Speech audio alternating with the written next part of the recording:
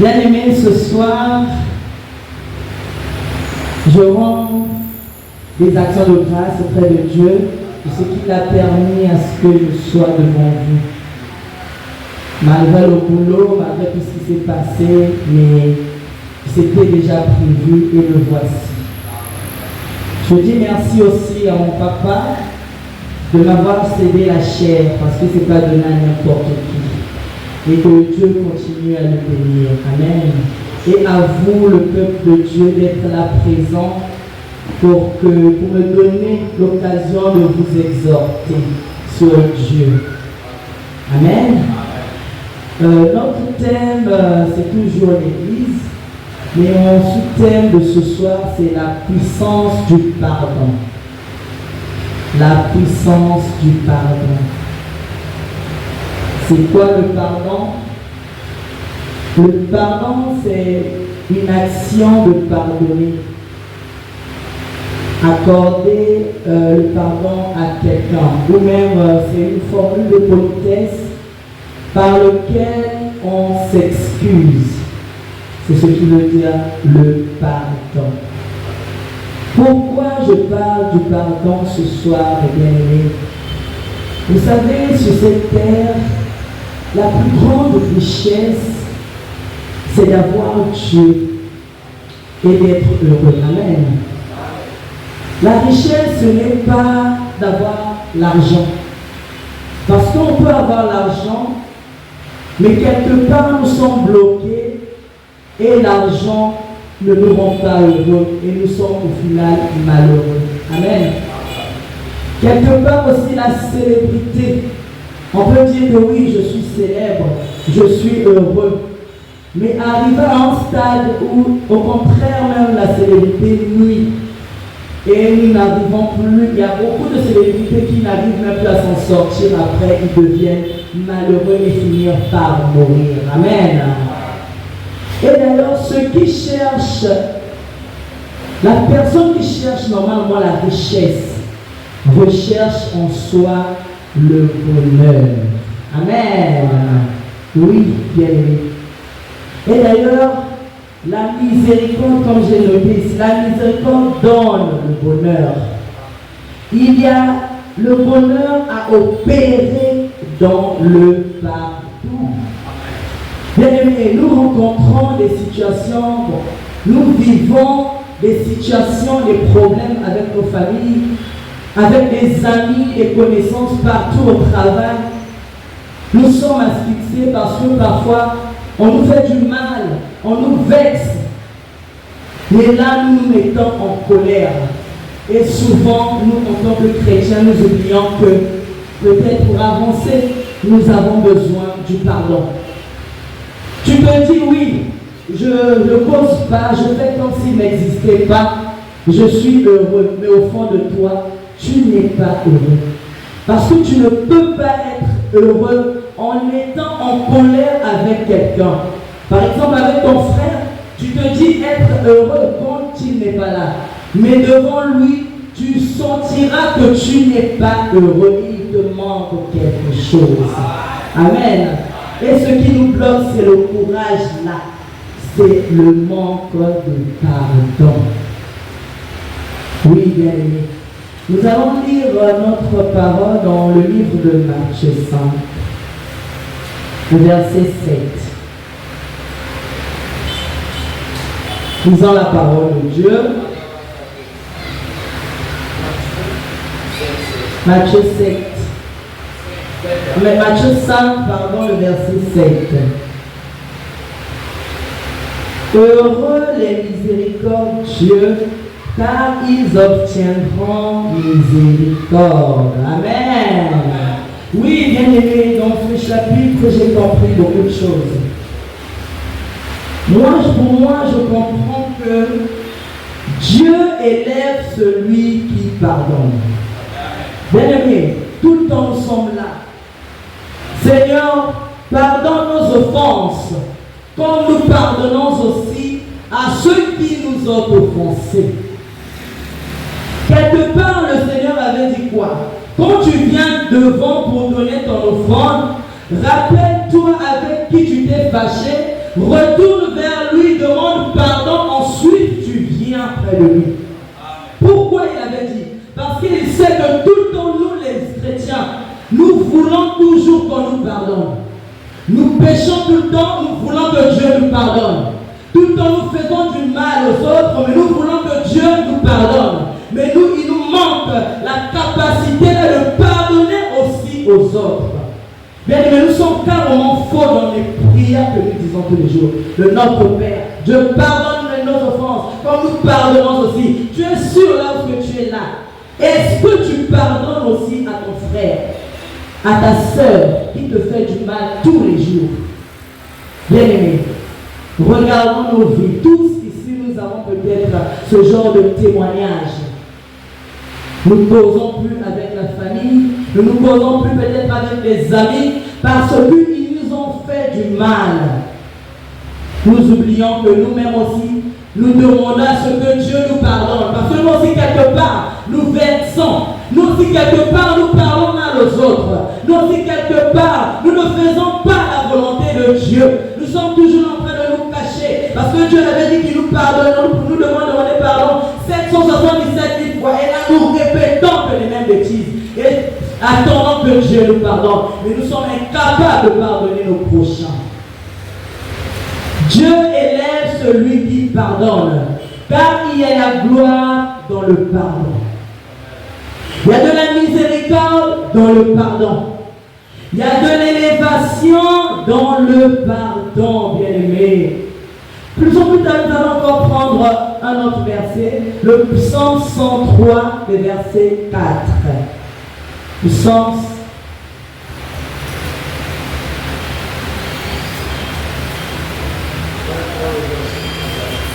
103, verset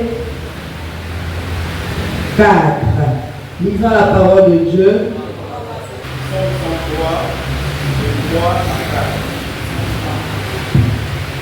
C'est lui qui pardonne toutes tes iniquités, qui guérit toutes tes maladies, c'est lui qui délivre ta vie de faute, qui te couronne de bonté et de miséricorde. C'est lui qui pardonne toutes tes fautes. C'est lui qui pardonne toutes tes fautes, qui guérit toutes tes maladies, qui rachète ta vie du gouffre, qui te couronne de bienveillance et de compassion, qui rassasie de bien ta vieillesse, qui te fait rajeunir comme de l'air. C'est ça. Amen. Amen. Donc je disais, ce chapitre montre le pardon comme étant une couronne. C'est ton main sur les rois. Dieu donne une couronne de bonté à chacun de nous quand nous pardonnons. Une couronne de gloire quand nous pardonnons, bien-aimés.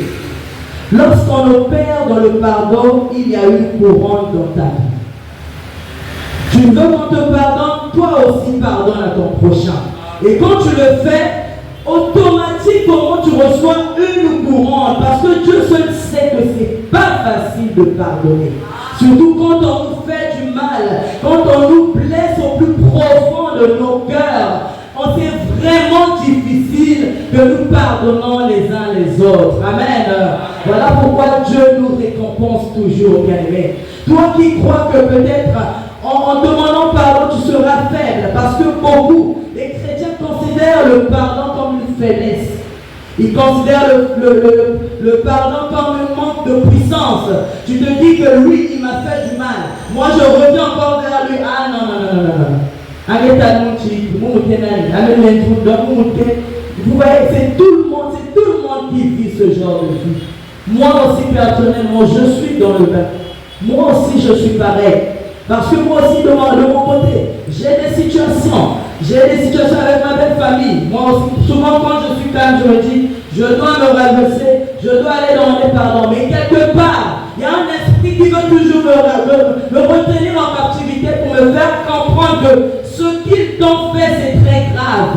Tu n'as pas à t'excuser, tu n'as pas à demander pardon, bien-aimé. C'est souvent ce qui nous bloque. Mais ne voyons pas ça. Ce soir, nous je veux que tous nous voyons l'autre facette du pardon. Que nous voyons qu'en pardonnant, nous sommes plus que eux. À chaque fois que nous pardonnons, nous avons encore plus. À chaque fois que nous demandons pardon, nous sommes encore plus que eux. C'est comme une double portion. Bien aimé, vous savez, même dans la Bible, il y a ceux qui ont pardonné, qui ont suivi le Seigneur. Le Seigneur sur la croix, malgré qu'on l'a condamné, malgré qu'on a fait boire du vinaigre à la place de l'eau, malgré qu'on a mis les pointes, mais le Seigneur sur la croix, bien que ça lui faisait mal, il a dit que je suis venu sur ce monde pour eux, mais regardez ce qu'ils m'ont fait, mais il n'a pas vu tout ça. Il a vu sa mission, il a dit Seigneur, pardonne-leur car ils ne savent pas ce qu'ils font, bien-aimés. Est-ce que nous aussi sommes-nous capables en tant que chrétiens de dire aussi Seigneur, malgré ma soeur, ce qu'elle m'a fait, je la pardonne. Vraiment, ma soeur, pardonne-moi. Si j'ai fait du mal, pardonne-moi. Et lui aussi à son tour, peut-être qu'il dira oui, ma soeur, moi aussi j'ai fait du mal, pardonne-moi. Et là, on revient sur les bonnes bases, sur les vraies bases. Est-ce que nous le faisons? Sommes-nous capables?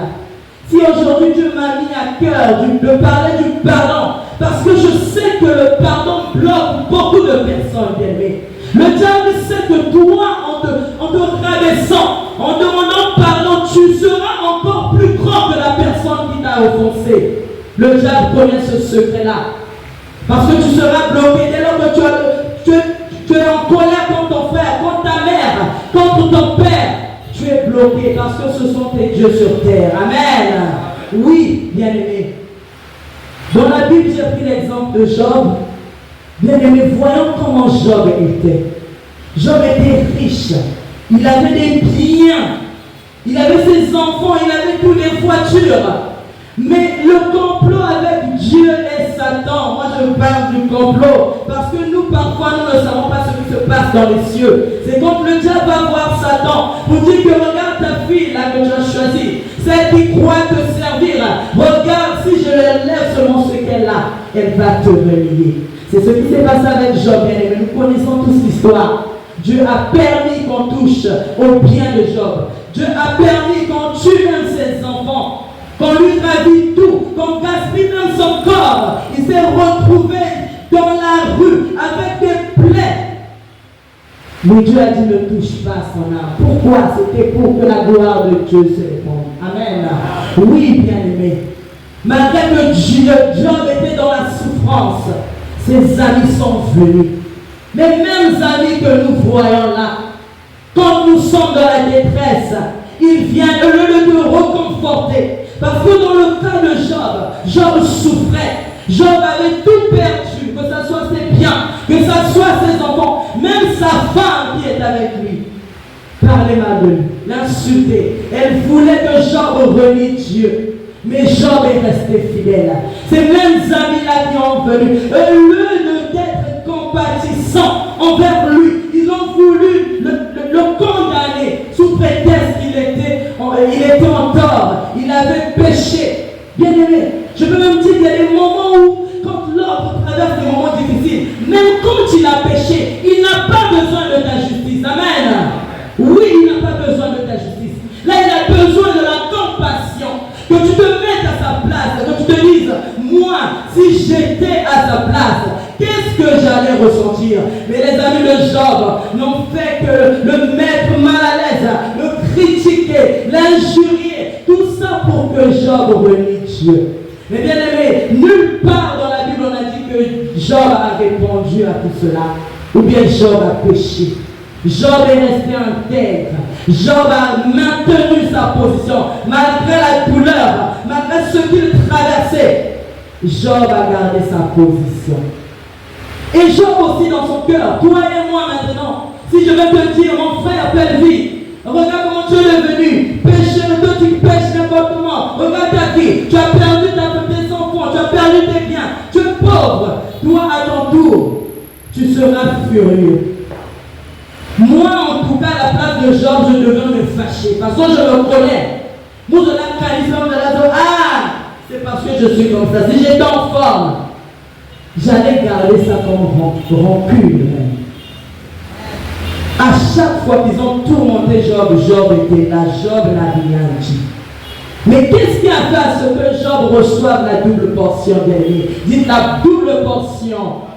Pourquoi Job a reçu la double portion? Le fait que Job encaisse tout ce que les amis ont dit, tout ce que sa femme a dit. Job a prié pour eux. Job a prié pour ses amis. Job a prié pour sa femme.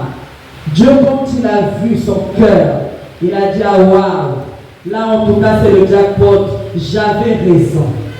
Et là Dieu a mis la double portion sur Job. Et aussitôt Job a reçu la couronne de gloire par son pardon. Oui, il a été vexé. Oui, il a été humilié. Mais il a gardé son calme. Il s'est dit, c'est pas de leur faute. Peut-être que quelque part, Job aussi s'est dit comme Jésus-Christ. Non, c'est mon Dieu, c'est pas de leur faute. Pardonne-leur car ils ne savent pas ce qu'ils font. Je suis sûr que c'est ce que Job disait. Parce que Job avait foi en Dieu. Job savait que ce qui m'est arrivé, ça c'est la volonté de Dieu. Voilà pourquoi Dieu aussi à son tour a dit, Dieu pardonne-leur, ils ne savent pas ce qu'ils font. Et dès qu'il a déclaré ceci, il a reçu la couronne de gloire. Quand tu as la capacité de pardonner même ceux qui t'ont vraiment fait du mal, ça veut dire que tu es plus. Oui, bien aimé. Ça veut dire que tu es plus. Mais donc pourquoi nous n'arrivons pas à pardonner les autres? Pourquoi nous nous bloquons tout le temps? Nous sommes toujours en train d'accuser les autres, Nous ne voyons pas aussi ce que nous faisons de notre tour. Tout le temps nous sommes à l'église. Pardonne-moi Seigneur, j'ai péché en pensée, en parole. Tu es conscient du péché que tu as fait. Le péché, ce n'est pas seulement quand tu dis, oh non, je ne suis pas dans une vie de sanctification. Oh Seigneur, j'ai péché, je n'ai pas partagé, je n'ai pas été compatissant. Non. Est-ce que tu as pardonné à ton frère? Est-ce que tu as pardonné à ta soeur? Est-ce que tu as pardonné à ta mère? Est-ce que tu as pardonné à ton père? Est-ce que tu as pardonné à ton voisin? Tu as pardonné à ton chef qui te fait tant de mal? Est-ce que tu as pardonné à ton collègue qui te fait des blocus tout le temps au travail? Ou bien tu te dis, Dieu va s'en charger. Seigneur, à toi la vengeance, à toi la rétribution. Non, c'est ton pardon qui va déterminer la vengeance de Dieu, bien-aimé. C'est ton pardon. Parce que je sais que ton cœur, il est vraiment dur, ton cœur est serré. Mais dès lors que tu te libères et tu demandes pardon à la place, ou tu pardonnes à quelqu'un, le ciel s'ouvre. Le ciel s'ouvre, bien-aimé. Là, aussitôt, tout retombe sur lui. Si c'est quelqu'un qui te perturbe, si c'est quelqu'un qui voulait te faire du mal, le fait même que tu lui dises que je te pardonne, ou bien pardonne-moi aussi, parce que je t'ai fait du mal, bien aimé, match et balokaka. Amen. Eh oui. Avant, il était en position de force, parce qu'il savait que ce qu'il t'avait fait, avec ton caractère, avec ce que tu as dans ton cœur, ah, je le connais. Il ne va jamais nous pardonner. Et à chaque fois, on va le coincer. Et ta vie ne va jamais changer. De la même façon que le diable change de tactique, bien aimé, nous aussi, en tant que chrétiens, nous devons changer de stratégie. Oui, changeons de stratégie. Là où on nous attend à être colérique, là où on nous attend à être, comment dire, rancunier, bien aimé, nous à la place, devenons compatissants. Mettons-nous à la place de oui. Si j'aurais été à ta place, moi peut-être que je l'avais versé. Voilà pourquoi il m'a parlé de la sorte. Peut-être que moi, si je me suis mal comporté, voilà pourquoi. Donc tu te mets, c'est comme une femme avec un homme dans la maison, bien aimé. L'homme peut gaffer à n'importe quel moment. L'homme peut faire ce qui est bon, qui va te faire devenir fort. Ou tu veux dire que mais quand tu te mets à la place de ton mari, tu te dis que non, ce n'est qu'un homme. Moi, si j'étais à sa place, qu'est-ce qu'il allait faire? Bien aimé. Bien que nous disons que peut-être que l'homme est incapable de te pardonner, ce qu'on a adultère ou comment. Mais on ne sait jamais. Il y a des hommes qui pardonnent leurs femmes. Ils te trouvent avec un homme qui te pardonne, il te ramène à la maison, bien-aimé. Bien-aimé avec Job. Donc, bien-aimé. Donc, nous devons vraiment pardonner aux autres. Nous devons pardonner. Mettons-nous à la place des autres. De la même façon que nous couvrons les bêtises de nos maris, de nos femmes, que nous couvrons tout ce qu'ils font de pas bien. Nous sommes capables aussi de couvrir nos mamans, de couvrir nos papas, de couvrir nos frères, de couvrir nos sœurs bien-aimées. Soyons capables de pardonner. Soyons capables de pardonner. Ne regardons pas que si je viens vers lui, je suis faible. Non. Dès que tu reviens vers la personne qui t'a fait du mal, tu demandes pardon et tu lui dis que je te pardonne aussi. Au fond de toi, tu verras que tu seras léger, tu seras soulagé. Et là maintenant, tout sera sur la tête de cette personne-là. Et la personne, elle ne connaîtra pas ton secret. Peut-être elle de son côté, elle ira dire partout, avec lui, elle est venue me demander pardon. Et je savais qu'elle voulait venir, mais elle n'a pas la révélation là. Elle n'a pas la révélation là que quand je viens te demander pardon, ça veut dire que je reçois la couronne de gloire. Et c'est pas que quand je viens te demander pardon, je suis plus que toi. Je deviens encore plus grand que toi. Parce que je vois ce que tu ne vois pas. Oui, bien-aimé. Changeons de stratégie. Changeons de stratégie. Rabaissons-nous, bien-aimés. Je sais que c'est difficile, mais ce n'est pas impossible. Avec l'aide du Saint-Esprit, on est capable de tout faire. On est capable de changer l'atmosphère. Là où était la famille, était en discorde. On est capable de ramener la paix dans la famille, bien-aimés, à travers le pardon. La puissance même du pardon. Soyons capables. Soyons des chrétiens capables. N'importe quel moment, tu demandes pardon à ton frère, tu demandes pardon à ta femme, à ton mari. Ça ne coûte rien, au contraire, tu grandis en maturité, tu grandis en spiritualité, bien-aimé. Le païen ne peut pas comprendre cela. Le païen croit qu'il est plus fort que toi. Il croit que toi tu es faible. Il te dit que regardez-moi celui-là. Avec l'autre qui a il ne se rend pas compte que moi en venant dans ton trou là, je suis en train de sortir. C'est toi-même qui vas remplacer dans ton trou. Oui, bien-aimé. Pardonnons. Demandons pardon. Pardonnons, demandons pardon, bien-aimé. Oui. Je vous exhorte à cela ce soir pour que nous soyons des hommes et des femmes comme Jésus-Christ sur la croix a dit à son Père, Père, pardonne-leur car ils ne savent pas ce qu'ils font. Nous aussi disons cela à chaque fois que quelqu'un voudra nous offenser, à chaque fois que quelqu'un voudra nous faire du mal. Nous sommes conscients qu'il me fait du mal, mais toi dans ton cœur, répète cela, Père, pardonne-la car elle ne sait pas ce qu'elle fait. Cela te donnera la force de ne pas être rancunier déjà, de ne pas être en colère, bien-aimé. Toi qui iras demander pardon demain, toi qui iras demander pardon après-demain, sache-le que à travers le pardon que tu demanderas demain, tu verras les choses changer dans ta vie. Tu verras les choses s'accomplir dans la vie. Quelque part, c'est peut-être le boulet était bloqué. Parce que toi, ton cœur est dur. Tu endurcis ton cœur ce soir. Je déclare dans ta vie, de la même façon que tu vas te lever pour aller demander pardon, que tout s'ouvre dans la vie en honneur. Oui, que tout change dans ta vie. Que tu retrouves le travail à travers le pardon que tu vas demander. Que l'Éternel nous fasse grâce ce soir, qu'il nous donne la force.